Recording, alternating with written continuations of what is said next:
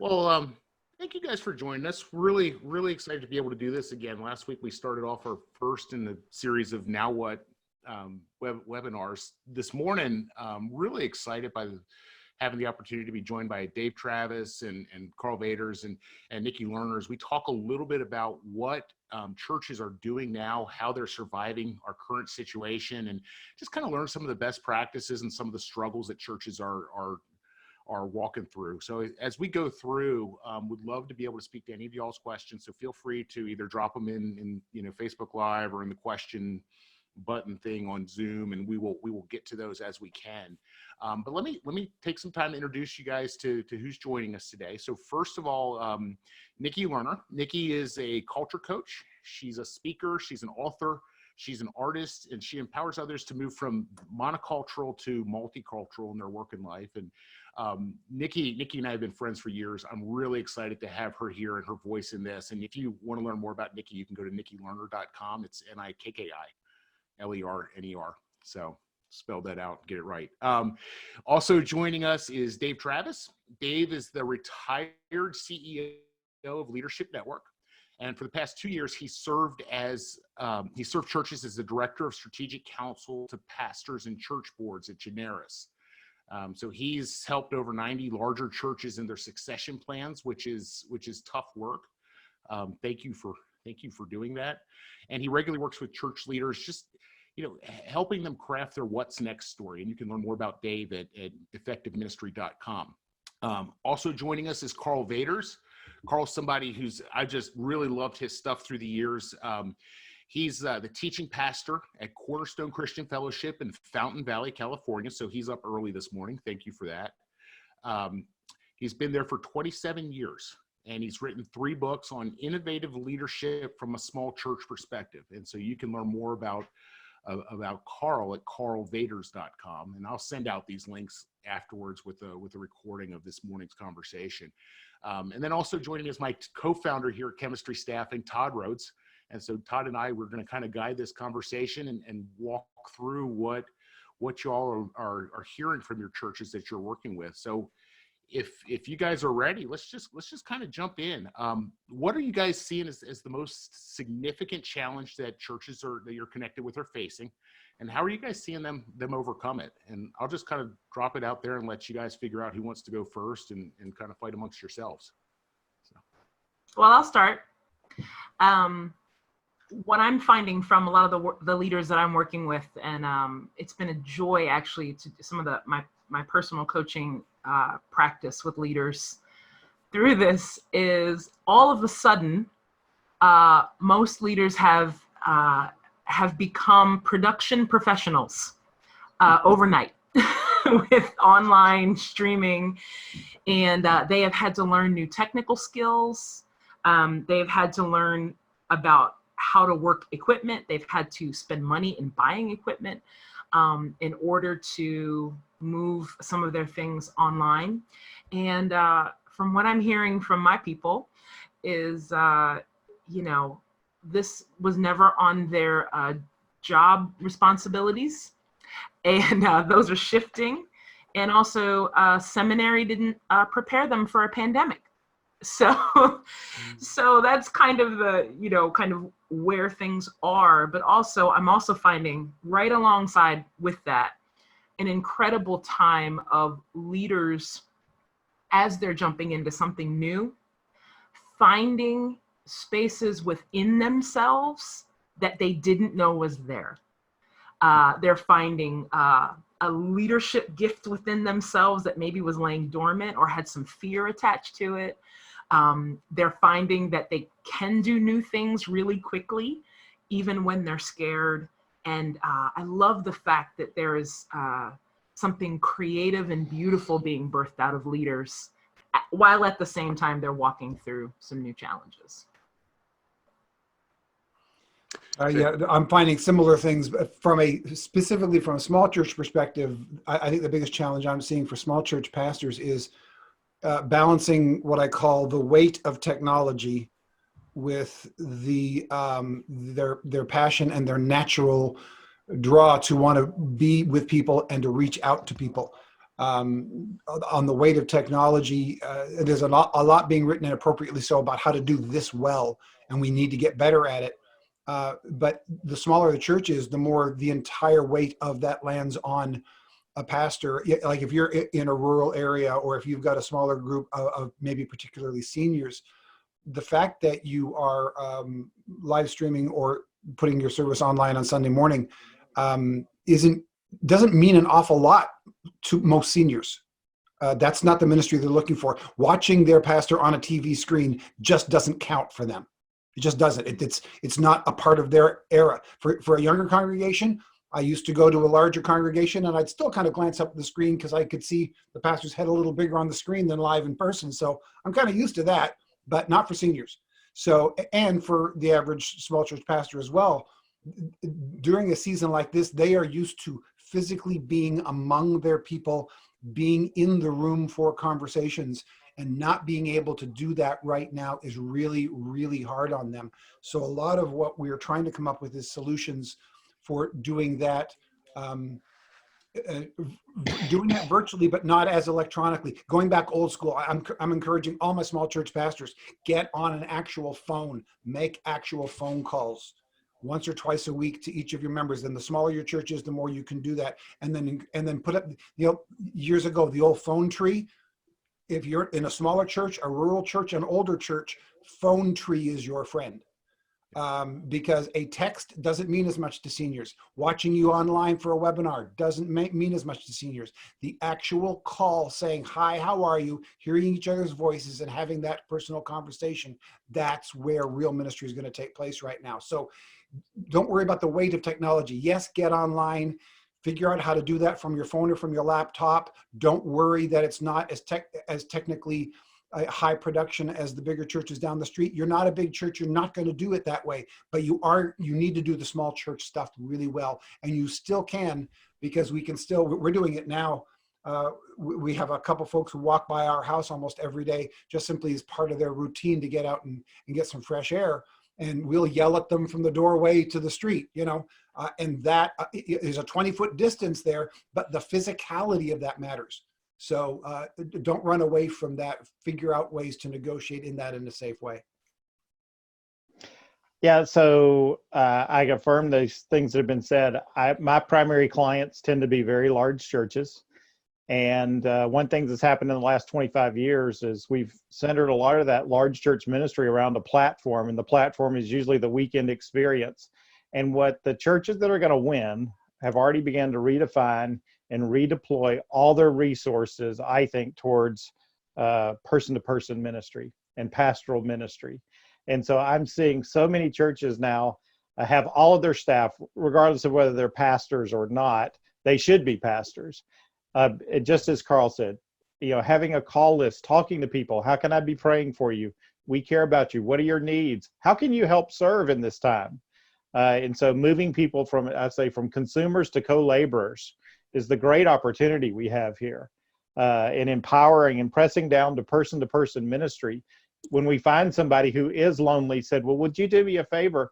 Would you be willing to help call someone else who might be lonely so y'all can just talk and pray together? Yeah. Connecting people together to do these things and to serve one another. We have this whole overwhelming sense right now in our country, and I think around the world, I think the Washington Post said it well, to tend and befriend one another. How can we encourage and empower people to tend and befriend each other during this season? I had a church I'm working with, and I've talked to over 100 large church leaders in the last 10 days, really, who set up, what did he call it? He said, we have virtual coffee break with a pastor. Would you like to sign up for one of those? And they just had one of those calendar things where you can click and sign up. All the slots for a week filled up in 2 hours. From people who just wanted to spend 15 minutes with a pastor online, just like we are, in a coffee chat, having coffee together, praying to it. How are you doing? I think Karl's exactly right too. We've neglected the technology of the phone in being able to empower people, not just in these nice little video chats with the funky backgrounds like I have. I wonder why Karl and Nikki chose their virtual backgrounds, but that's a whole other question. But here you're having these phone things. There you go. We can stream our services on a conference call line just as well. And we can stream our Bible studies on a conference call line. Here's the number. Here's how you can call it to be a part of our service as well. So low tech works. I think this is all in phase one. And like Nikki said, we're innovating, we're improvising, we're finding these things. I think phase two, which is going to come after Easter, especially for pastors, is going to be this, how do we handle the fatigue and the refreshment that's going to be needed after the adrenaline of this kind of wartime leadership for the next month kind of starts to fade. I'll stop now and let people interact. Well, the other thing I would say, Dave, I totally agree with you. As you were talking, though, I was thinking that, so particularly in a lot of the larger churches that you serve and a lot of the larger churches that I've had contact with, we have built our entire mode of church around the come and gather. And as from a technology standpoint, we are decked out with technology, but it's all presentation technology, right? And it doesn't do us a whole heck of a lot of good now when we're talking about, man, now we've got to take these sometimes millions of dollars worth of technology and figure out how to do one-on-one ministry again. And now we're back to the phone. That's too much work.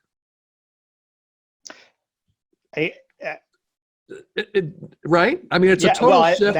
It's a total shift in paradigm. Of thinking. It's a total shift of thinking that we're going to have to, and Karl's been writing about these issues for years. Look, we need people to be pastors. People want a pastoral presence in their life. What we're experiencing through this social distancing era is the desire for a relational resurgence and people wanting to be connected with each other. And so that's why even on your live streams, and I know the first phase for many churches was just to get online and live, is to build the interaction mechanisms. Here's the number we want you to call for prayer. Here's how you can get connected with a pastor this week, just to talk and just to explore your spiritual need. The virtual visitation that we need a return of. I'll shut up and let Nikki and Karl speak. And I think it's both and really that we're dealing with. I see a question up there from Gary. Is it possible that it's harder for pastors than it may be for some of their people to be online, not diminishing the need to keep doing small church things like get on the phone?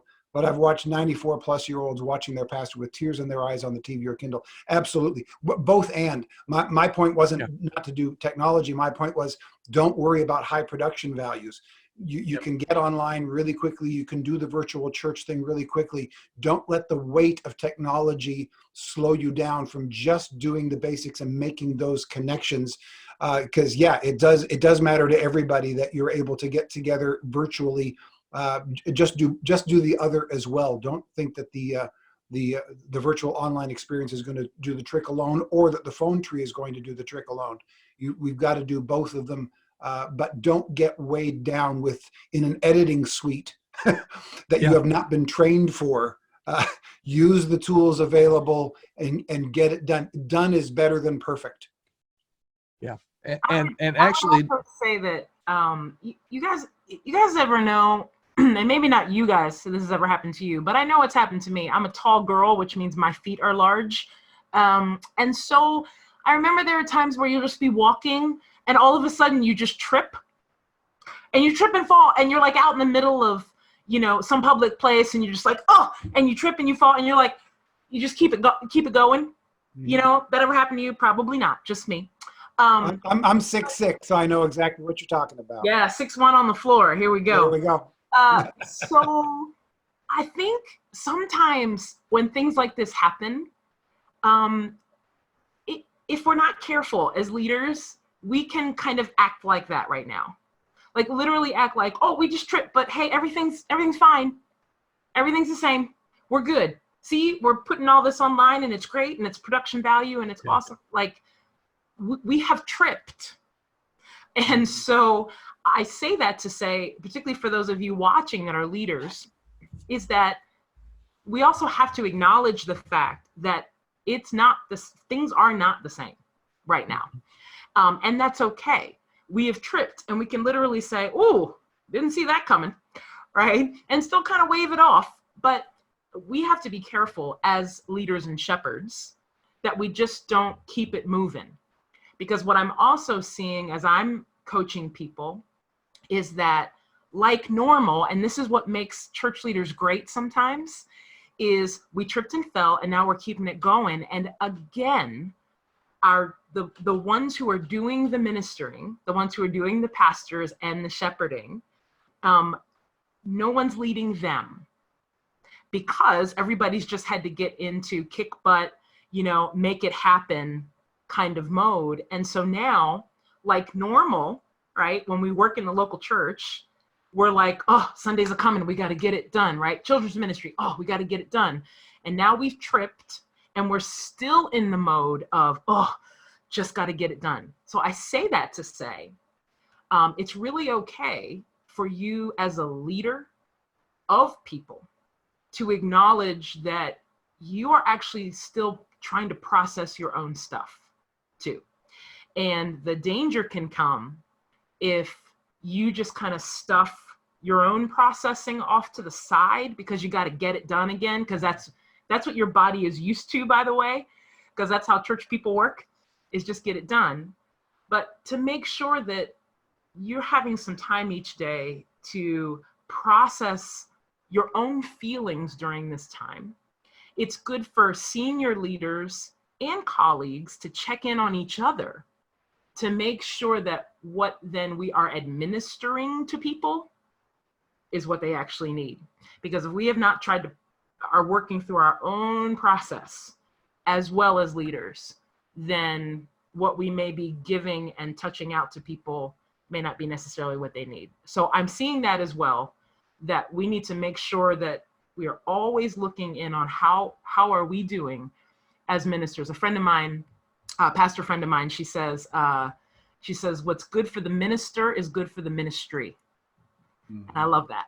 So just a reminder out there to all of you watching, make sure that you're not just stuffing your own process off to the side, but you've tripped, you've fell, we're all tripping together. And it's really okay to lean in, address it, and then go and minister. You need what everybody else needs as well. I want to circle back to some of the conversation about how do we care well for ourselves as we're carrying this pastoral responsibility and all that weight. But before I do that, I want to throw some more weight on people if I can, because, I'm a jerk like that. But just, Easter's coming, sorry for those that we've kind of just put, put that out there. Easter's coming soon. That's something that, people are, that's partly why I think they're tripping and acting like everything's normal, because, hey, we got to pull off Easter somehow. So let's talk a little bit about how to do Easter, and then let's talk about, everybody's favorite conversation, that week-long nap that comes after Easter for pastors. How do we get through Easter well? How do we reshape our thinking right now? And then let's talk a little bit on, some of the self-care, some of the recuperating and restocking on the other side of that. So what are you guys hearing from your churches about Easter and how they're getting through this, or how they're working through it? I think Nikki, I can't remember if you mentioned this before we got on with everybody or during. I think it was in the pre-conversation where you talked about you were encouraging people on Easter, don't just try to do online what you were doing in person. Was that with everybody here? Okay, because here's where I'm tripping right now. Just to go back to that for a second. Don't worry, Matt. I'll move ahead with where you were. Is I have no idea what day it is or what time it is at virtually any moment of any day. I'm saying that amusingly, but it's actually an issue with me right now. It's not good. I'm not sleeping well because my body clock is off. My weekly clock is off. And so what you were saying earlier, Nikki, about acknowledging that and tending to that is really, really important.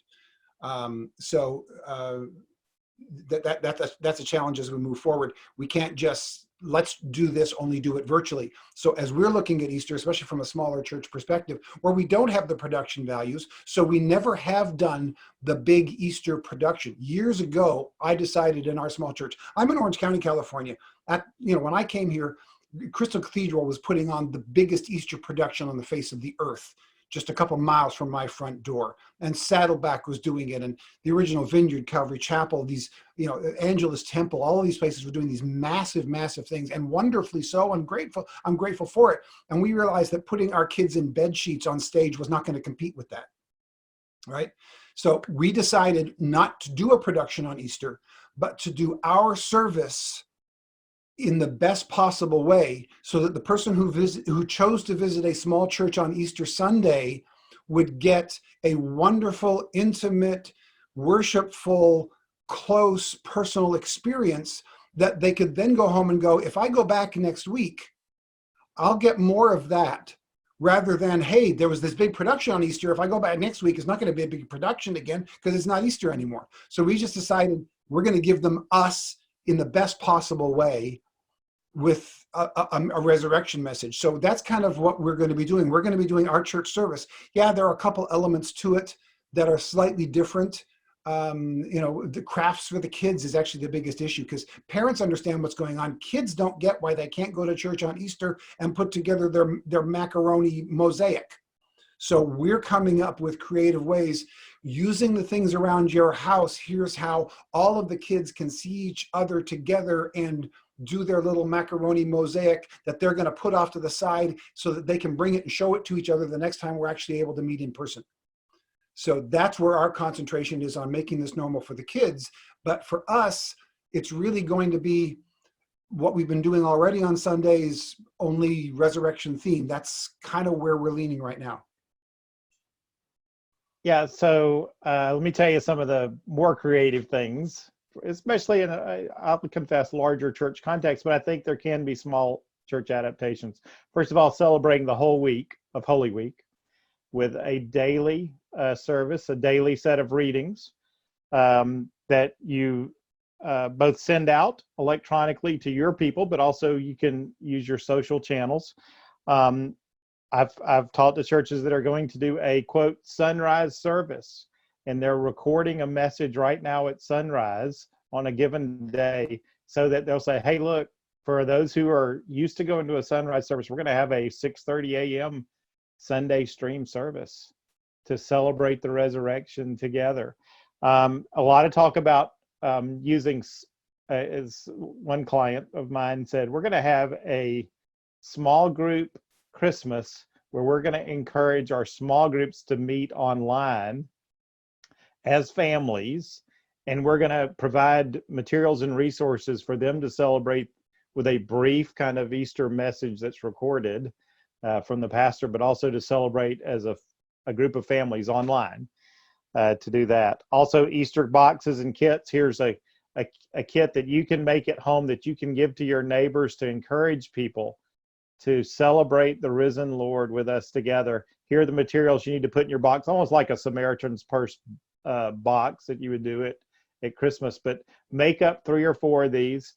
Here's the things you'd put in a senior adult box, a middle adult box, and a family with kids box that you make up at home. You're not going to come to some central point, but you're going to make it, and you're going to share it with your neighbors and coworkers, those kind of things. I think it is going to be a time where we need to boldly proclaim the resurrection of Christ and the gospel and the impact it can have in people's lives in our streamed messages. And I think the week after, Matt, we need to prepare for people as we give them opportunity to respond and say, if you've said yes to Jesus, or if you've committed your life to Christ today, here's what we want you to do. We want you to call this number. We want you to click this link, because we are going to have all in this next week a basics of the Christian faith class every night this week. And so I would say, let's prepare for the harvest. Even if we only have 1 or 2, if we're a small church, but if we have many, let's prepare for the harvest. And so I know that the lull, I hope the lull is a little, I hope we get a week or at least a window of time where we can begin to disciple and nurture new believers in the faith, because I think this is going to be our grandest opportunity in a long time to do that.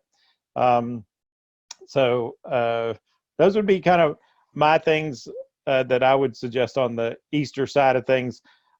We do know that I have some churches that are already talking about what are we going to do to encourage people, like, for example, I'll give you one. hey, the week after Easter, we've already talked to the Red Cross and we're going to have a blood drive here at the church. And so we're going to ask for part of people's offering to give of themselves. And just as the blood of Christ was shared for us, we need to share our blood with those who really need it right now. Because in many parts of the country, blood supplies are running much lower than average. And so here are the appointments. We want you to come and sign up to be a part of this blood drive. I think that's a marvelous way to encourage people to share themselves at Easter. So I'll stop there. I've got a bunch more, but let's stop there for now. Very good. Nikki, I'd love to hear your perspective more from some of your past worship experience. I mean, how are you hearing churches kind of handling some of the online as far as worship and the temptation, as you mentioned before, of having to do the big Easter blowout that just is not going to happen in person this year? Yeah, that's a great question. So just for some context for the listeners, I led our worship ministry for about 17 years at my church here. We're a larger church, but every large church starts as a small church. So I know both, and it's really interesting. What I am seeing is a diversity of ways to communicate worship. So for instance, from some of the larger churches, including mine, they are going towards a more like production, creative, highly produced sort of thing. Then I saw a church this past Sunday here in Baltimore City that had just somebody on a guitar in their living room.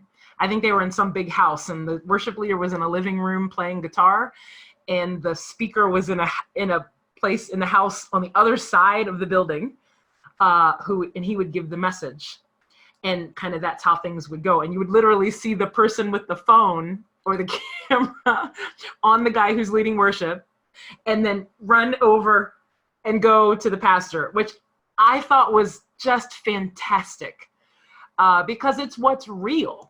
And so I don't think either one is better or worse. They're just different. And I say that to say, I actually think this is a beautiful time where leaders are finding their permission again to say, what is the greatest expression of our community to worship Jesus? From a worship standpoint, I think really whether you're a large church or small church, and even that's relative, right? Size is relative, but there's a lot of pressure to stay relevant. That's a sexy term right now in churches, right? We love that word, relevance, but to stay relevant. But that oftentimes means that for worship people, they go looking around in the industry to try to figure out what relevant means first, instead of saying, what is relevant to us? And then looking at an industry and saying, okay, what tools then are available to us that may or may not work in our context, right? So what I'm seeing is particularly worship people breathing a little easier, to just say, all right, how do we create something beautiful and something even a bit more intimate, depending on what the normal experience is. So I think it's really important for particularly production people and worship people to not judge what they're doing as better or worse, or, oh, well, it's just us with, Dante's camera today, this sucks. Like, no, it doesn't. It's just, it is what it is. And so stepping back to look at, is our offering authentic? Is our offering connective?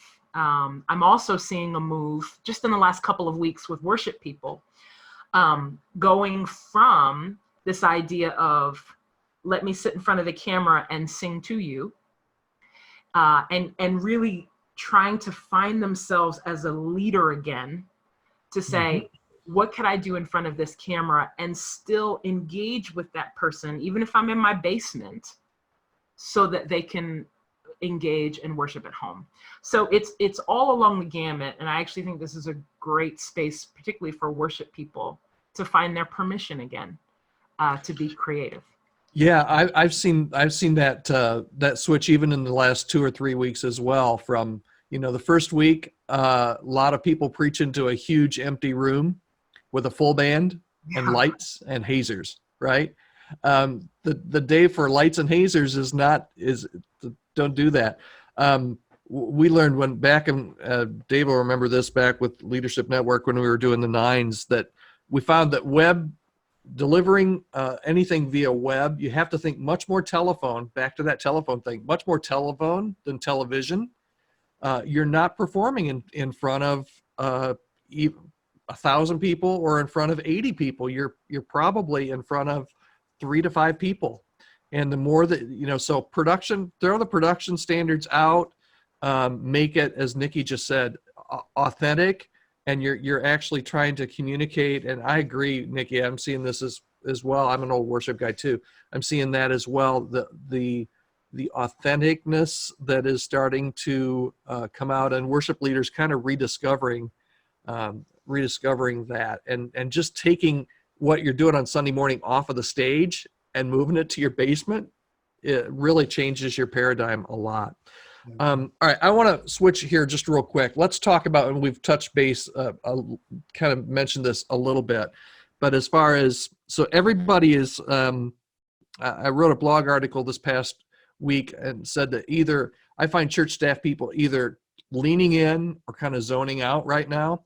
For those leaders that are leaning in, they're leaning in hard, right? They're having to pivot exactly how they're delivering everything that they're delivering.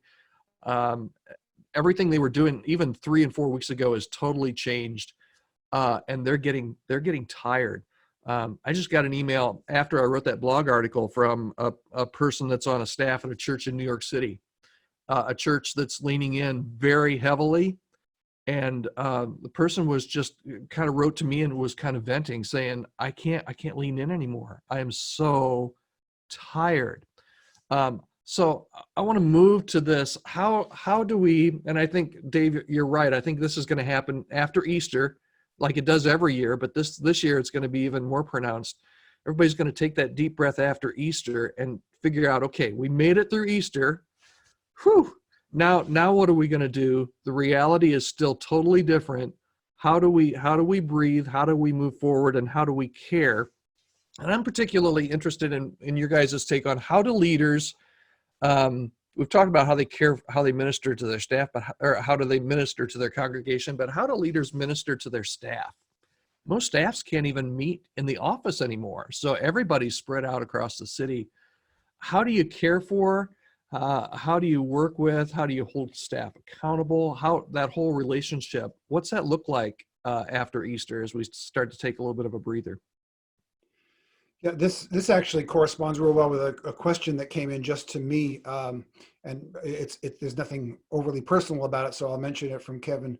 The biggest question, he says, is a saturation issue. Everybody's already beyond full capacity with screens and so on, and I think that's a big part of it for leaders, especially. We are taking in and putting out at a level that we have never taken in and put out before. Mm-hmm. So those of us who were already running at 90 or 100 or 110% are burning out real early.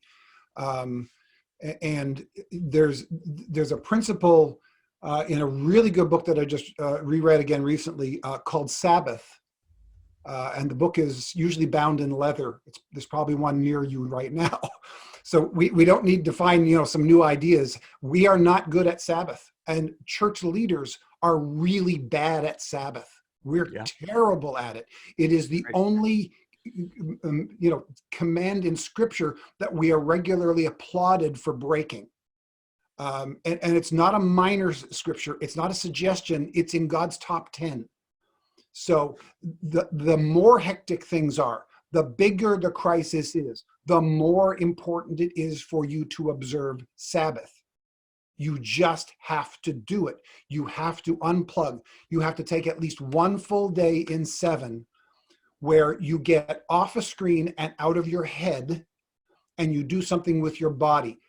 Plant seeds, dig in the garden, go for a run, work on that craft, do a jigsaw puzzle, do something that does not involve your brain and your emotions, but involves your body, and completely unplug. And the more hectic it is and the more urgent things are, the more important it is for us to observe that.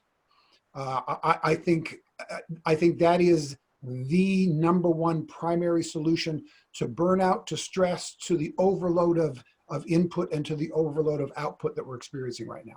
And that has to be modeled at the top though, right? Yes. That's why I'm talking specifically to Yeah. leaders. Yeah. Yeah. Hey, 'Cause Todd. So just a thought, and I'm just going to keep it real.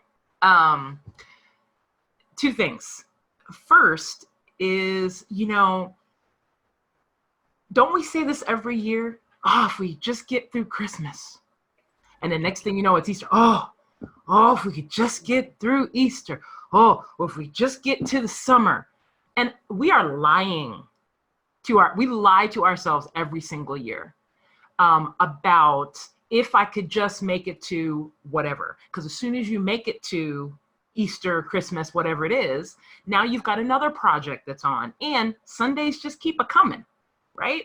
So I think as leaders, we need to first get super real about the stuff we tell ourselves about it'll be better when, fill in the blank. Because the reality is, and to what Karl is saying, is we have been disobedient and resistant from stillness and rest.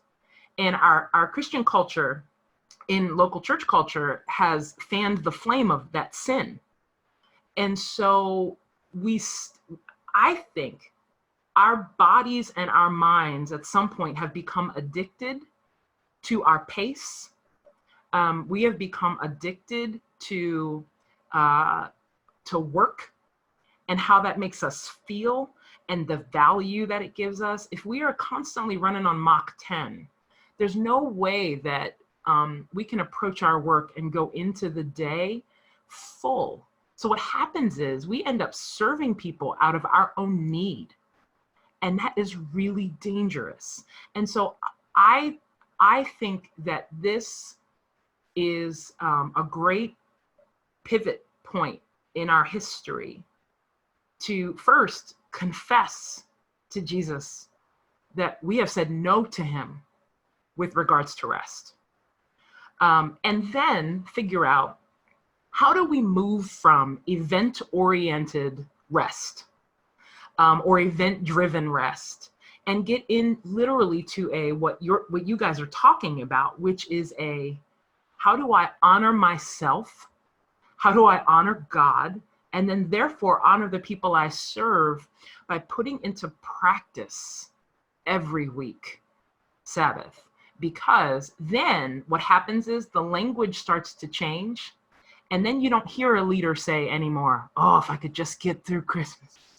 Oh, if I could, because they've already started the practice of weekly resting, weekly Sabbath, weekly getting in tune with themselves. And then we're not event oriented when it comes to rest. It's a great time for that.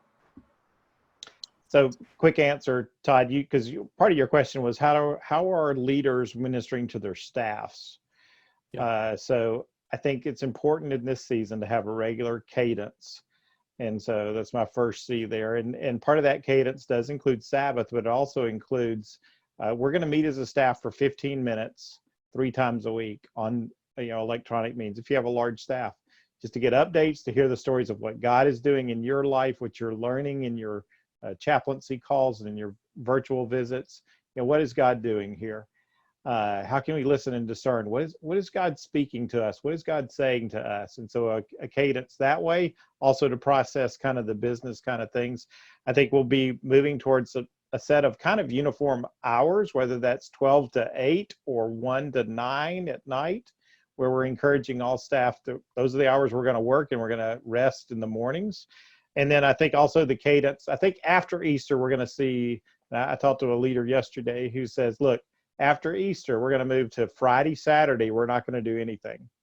We're going to encourage all staff to rest, to reflect, to re-energize, because we know this is a challenge. So it's actually a 2-day Sabbath every week because this is a time of stress. And I think the other thing that helps build, besides that cadence, is a connection. And so as I've worked in groups of pastors for the last couple of weeks, putting pastors together with other pastors so they know they're not alone. Here's what we're doing. Here's we're going to give each other strength and courage in this time. And then finally, as we press the care down, I think many pastors are thinking they're in this by themselves and their people want to help. We need to be equipping our people and encouraging them to be the pastors on the field as well. This is our marvelous opportunity to get away from the platform mentality and into the equipping and into the serving each other mentality, the one anotherness that has to come in our culture and that people want right now to do. How do we move from consumers to co-laborers? I'll just say that one more time. And I think this is a marvelous opportunity to do that, but we need to leverage that. You know, a lot of pastors are performers. They want to be the center of attention. That's where they get their jollies and that's what turns them on. And some people are very good at it. Let's just confess that. But what we need right now is not just the performers. We need everybody. The last thing I'll say is we've got wonderful stories of life change in our congregation. And so even the pastors that I think are doing great things at doing like daily prayer at noon or 3, you know, just praying for people and having them connect that way, we should be lifting up testimonies of our people and how God has moved in their lives. A lot of large churches have those recorded already from the past, and they could play those at certain times during a week, or we can be recording those in interviews with our people now, even if you're in a smaller church, you know, doing a recording like we're doing today of how God has moved in their life in the past. We'll find some people that have gone through struggles a lot worse than this. Dave Travis keeping it real too. Yeah. The healthiest churches that I know of are the ones where we are following what I've actually in the last few years come to call the pastoral prime mandate. There's only one place in the entire New Testament where the word pastor is mentioned. It's Ephesians 4 verses 11 and 12, where we have to share that spotlight with 4 other leadership ministry gifts. So we don't even get that spotlight all to ourselves. So we got to start with that realization. We're not alone on stage in the Bible anywhere. We get one mention and we have to share the stage with 4 others, apostles, prophets, teachers, and evangelists, if you're wondering who. And we're given one instruction there, and it's to equip God's people to do works of service. That's what the pastoral prime mandate is, not to bear the burden ourselves, but to share the burden among other leaders. And all of that leadership is tasked with the job of preparing God's people to do works of ministry. When we're doing that, and when our congregation gets the idea that we're supposed to do this for each other, then when something like this strikes, it doesn't put an additional burden on the pastor. It spreads the burden among everybody. In the last few weeks, every time I'm calling somebody, and it's primarily seniors because I can text or do video chat with the younger folks and they're good. Virtually every call I get, they at some point volunteer to say, there are so many people that have been calling me recently. And if I hadn't called them, they would not have felt like the church didn't reach out. They don't need the pastor to reach out to believe that the church has reached out, because their church friends, other church members are doing it. And they know that that's the church reaching out, because that's how we behave. That's what we model in our congregation. That works large or small. And the bigger you get and the less able the pastor is actually to personally reach every individual, the more important it is for everybody to share that burden. But it's true in any size church anywhere. Pastor, don't bear the burden of leadership alone. Make sure that, and when we are leading, make sure we're leading biblically, which is to equip them to help each other. Man, we're getting some preaching going on. So Some good stuff. I can't help it. Yeah, can't help it, right? Preacher got to preach. You know, earlier this week, I had a conversation with a church that I've been coaching, and hearing about some of the stresses that he's feeling, and just how the model he was working wasn't working, you know, before all this happened. And I kind of told him, I said, well, you know, you got the perfect time to burn the thing down and really do, you know, what's going to work long term. And so we're kind of coming to the end of our time, but I want to ask this question, you know, on the other side of this, as we look towards the future, I mean, what are the things that we need to set aside and walk away from? And I know it's different for each church, but I mean, as you guys are interacting, I mean, what are those things that you're going to be happy to set aside and move forward without? So Matt, I've done a resource, and I know you're going to have a link to it, the What's Next COVID edition, which talks about reset, reframe, and relaunch, and some Excellent things you stuff. need to think of there. So I'll let those speak for themselves. I know a lot of people think that we're going to get some relief in the summer for the public gathering, and maybe we will. I think you need to be thinking of 4 scenarios and pick, develop a plan for one of these 4 scenarios, and then pick one that you're going to focus on in the summer. I'll give them to you quickly. One is screen summer, because we may still be under stay-at-home orders and limited things. And so how are we going to do virtual VBS, 1 hour a day all through the summer for adults and children? One of them is share summer. We're going to focus on meeting physical needs, including maybe job network needs, because we're going to have a lot of people that are out of work. And so how can we focus on sharing our resources and sharing each other and our connections in the summer? One is shift summer, because if we get an alleviation of the public gathering, I think we're going to get small groups, like 100 in 1 month, 200 the next month. And so especially large churches, the churches I work with, we got to think about worshiping and doing everything in shifts. What does that look like for us? Including play groups and other things. Or can we do VBS in shifts over our summer programs? And finally, the skilled summer. If we're still under the stay-at-home kind of orders, how can we build skills in the summer, not just for our staff, but for our people? Okay, we're going to do a class this week or this month all about building our evangelism capacity. We're going to do a skill class this month on some other things. So not just inspiration, but helping people to build new skills and new capacities during the summer. I would have a plan for each and then pick one to focus on. Not all of them. You can't do all of them. Pick one, focus there, run a plan. I have some thoughts about that, talking about what to leave behind. I've been thinking about this a lot, not only for me personally, but just for the church. And I hope we will leave behind the idea of a siloed local body of Christ. We have everything we need in the body of Christ. And I love that even now, in the lane that I'm working in, helping churches and organizations move from monocultural to multicultural. I've been saying for years, there's literally no limitations for any of us, no matter where we live, to reflect the ethnic diversity of the Christian body.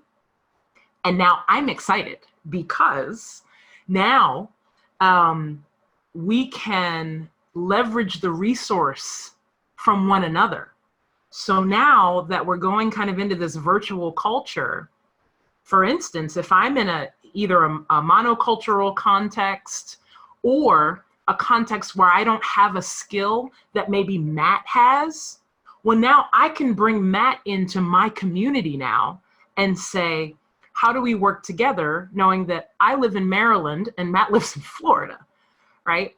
I think people are going to start to get more comfortable with this virtual idea of how do we share resources as the church, because now there are no limitations. It's not just, well, this church on one street has the ability to do great production value and the church right next to them is struggling. Well, now we can help each other because the walls are gone completely. And so my hope is that this will lead us into that future and help us leave behind the idea that we are siloed and that we have lack, because I believe that God has given us everything we need right now within the body of Christ to do what he's asked us to do as a unit. So I'm excited about that. That's good stuff. Yeah, one of the things I'm hoping this will help us leave behind, and again, speaking for me from a small church context, the small church stereotype is that all these small churches are stuck in the past and not willing to try new things. But stereotypes typically come from some place. And so while that is not true of even most small churches, that is true of some. So I think if you're leading in a church that has had a hard time moving into new things, this has forced us to do new things. And nobody can blame you now for trying a new thing. It's just being forced upon us. So when we are able to go back to normal, go to a new normal, don't just go back to the hive you were in. Use this opportunity to say, hey, we tried these new things. We were able to get some benefit out of them. Let's continue to think in new and creative ways, like we were forced to think in new and creative ways during this season. So I think I can't wait till we are able to go back into our building, but I'm encouraging churches and church leaders, stay out of the building. We're learning to do ministry outside the building. Go back to the building, but stay out of the building. We've got to get better at doing ministry from the church, not just in the church. This is forcing us to do that. Do not abandon the lessons we're learning now, but carry them forward and bring them back into a more normal life when that finally does arrive again. Well, thank you guys. We're coming up to the top or to the bottom of the hour or top of the whatever it is.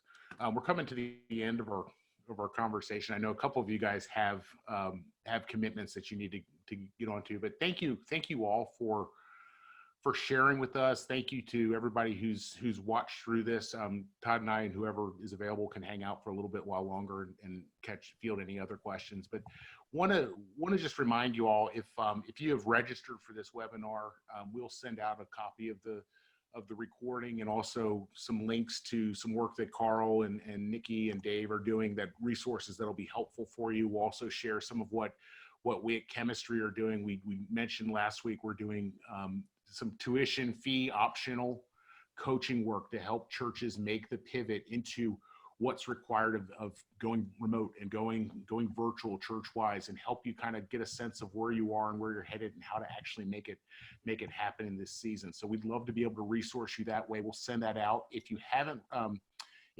registered for this, you can go to chemistrystaffing.com/virtual, and we'll make sure that you get on that list. Also, next week, we're going to take some time to talk a little bit about the financial ramifications of this current crisis. So joining Todd and me will be Chris Willard from Generis, who's going to talk a little bit about how to have some of the generosity conversations when people are losing their jobs. Daryl Rowland, who is one of our church coaches, but is also the executive pastor of operations for Rockbridge Community Church in Dalton, Georgia, and Glenn Wood, who's going to be joining us from Seacoast Church, just to kind of talk about some of the financial ramifications and how churches are making a financial pivot in the midst of this. So it's a really going to be a pretty poignant conversation for this point in time. So again, thank you all. Would love to be able to continue to resource you guys. So if there's anything else that we can be doing for you guys in this season, please let us know. So thank you. Thanks, everybody. Yep. So Dave and Karl, I know you need to jump off. There you go. And thank you, Nikki. Hey, you bet. Sorry, I wish I could stick around, but next time. All right. Thanks, everybody. See ya.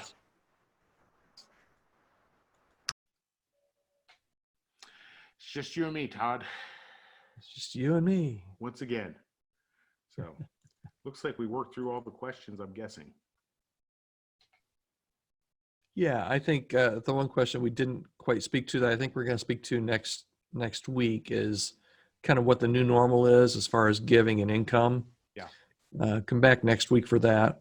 Honestly, we'll probably know more about that next week than what we do today. Every day that goes on, it changes daily, it seems. But and again, anybody that tells you they know an answer right now, is probably lying. People don't do that. What are you talking about? Nobody lies. But what we're encouraging people to do, and what we want every leader to do as part of the podcast or the webinar next week, is you got to start thinking about this stuff. Yes. You got to start thinking about it. The new the new Barna is doing this weekly Church Pulse thing. I don't know if you've seen that, Matt, or not, but they're 2 weeks into it. So they asked the same question week 1, same question week 2 during this crisis. And one of the questions was, how is your giving doing? And what was really interesting to me was there were only 4% of churches right now that this past week that said that giving was up. Wow. 4%. I forget. I'd just be pulling numbers out of the air if I tried to tell you how much. But I think the largest segment was churches that said their giving was significantly lower. So, so I'm hearing it's kind of all across the board, 20, 30, 40% some places. So, I mean, you just, as a leader, you got to be thinking through, so what if that continues, hopefully it won't continue for much longer, but, and what can we do in the meantime? And I think Chris Willard's going to help us with some of that next week as well. What can we do in the meantime to kind of foster that generosity and that pent up, giving, and people that want to give and contribute and help, whether it's financially or volunteering wise. So I'm excited. That's going to be a good one next week. It really is. I'm looking forward to it, as heavy as a topic as it can be, right? Because I think there's a lot. That's what's keeping people up right now. Well, I think it's some, right? I mean, particularly churches that didn't have a lot of rainy day fund or savings, and those that are running on a really tight margin. Most church, not every church, but most churches' payroll is right around the 50% mark. If you've got a mortgage on top of that, those are mortgage and payroll are big things. And if you're running, say you've got $1 million budget and your giving's off 30% so far, you got to do for 700,000 what you were doing with $1 million a month ago. And the thing with that's got me a little nervous. I mean, the payroll protection stuff from that CARES Act, I mean, that's gonna last for a little while. But I think what Dave was saying is pretty accurate. I'm not expecting churches to be back in until July. Now, I'm gloom and doom, and I readily admit that. But I also, I think what David said about a phased approach to, groups of 100 and then groups of 250 and then 500 and all that kind of thing. I think that's something we really need to think about, because that's you got summer, you got coming off of this, all the reasons why giving is going to be down longer term. That's going to be, and I think I just depressed like the remaining people. That was the first. That was really good insight from Dave. That was the first time I had heard that. As far as being the phase, maybe larger groups over a month. But I mean, I made some notes just in the past 24 hours, and then we can hop off here. We still have a few people that are still watching us. I mean, just in the last 24 hours, 3 things: Carnival Cruise Lines, no Alaska cruises through June 30th. Wow. No San Francisco for the rest of the year. You can't cruise to San Francisco all of 2020, and another one of their ships is just down through October 30th. Wow. That's Carnival. That's one sector of the travel industry. AMC Theaters came out yesterday and said they're hoping to reopen their theaters by mid-June. And then there was a lot of talk starting yesterday about either curtailing or postponing or even just dramatically rethinking the Democratic National Convention. Yeah. And that's the middle of July. It's July 13th. So people are already like, it seems like it keeps getting pushed out farther and farther. Yeah. So I think even last week, I don't know many pastors that thought Easter was going to happen. I mean, everybody kind of knew, but now it's till the end of April. And I think the closer we get to that, I think people are it's going to get real. Yeah, absolutely. So, but fascinating stuff, man. We've just never been here before. So, yeah. All right. Well, for those of you that have remained with us, especially you, Warren, You have made it to the bitter end. Thanks for sticking around. Thank you for being a part of this. Looking forward to continuing to serving you guys as we can. So Great. y'all take care. Stay safe. Stay healthy. Thanks, everybody. See you, Matt.